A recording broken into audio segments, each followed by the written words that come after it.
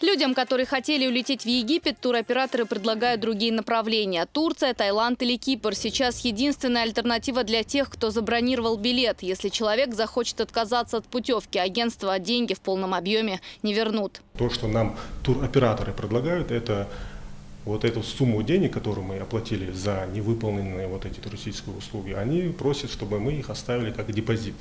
Соответственно, в течение 365 дней якобы этот турист может еще раз использовать эту сумму, на эту сумму поехать в другое направление. Между тем, российских граждан продолжают вывозить с территории Египта. Их доставляют на родину по мере того, как у людей заканчиваются путевки. Параллельно отправляют багаж на грузовых самолетах МЧС, Минобороны и транспортных компаний. Сейчас, по данным чрезвычайного ведомства Чечни, там находятся 6 жителей нашей республики. У нас наши жители нашей республики отдыхают на сегодняшний день в Египте, но их осталось незначительное количество, и пофамильно нам эти жители известны. Проблемных вопросов у них по отдыху на сегодняшний день в Египте нет.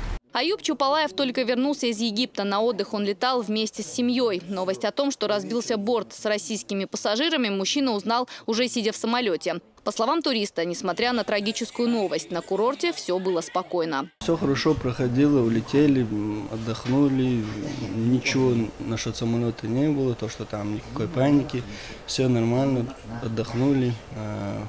Потом, когда обратно вылетали, тоже своевременно вылетели. Потом на связь выходили с турфирмой с Грозного, где мы покупали путевку, бронировали.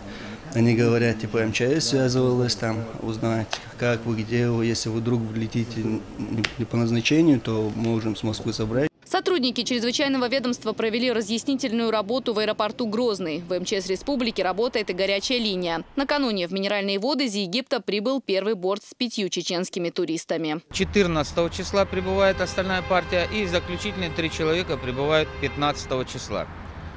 Проблемных вопросов сегодня нет в Египте, и там по месту прибытия им будет разъяснено о том, что порядок получения багажа отдельными рейсами как проходит. Могу сказать, что сразу их записывают, и эти багажи им определяют время, через 2 суток или через 3 суток они могут получить. Если они не желают таким образом, то они сразу пишут там заявление о том, чтобы доставить данный багаж почтой России. Новость о том, что воздушное сообщение между Египтом и Россией приостановлено, пошатнула экономику турфирм. Однако сразу же начали подниматься цены на путевки в другие теплые страны. Эта мера, говорят туроператоры, вынужденная. Именно таким способом они намерены восполнить понесенные убытки. Елена Черенкова, Расул Арцухаев. Новости.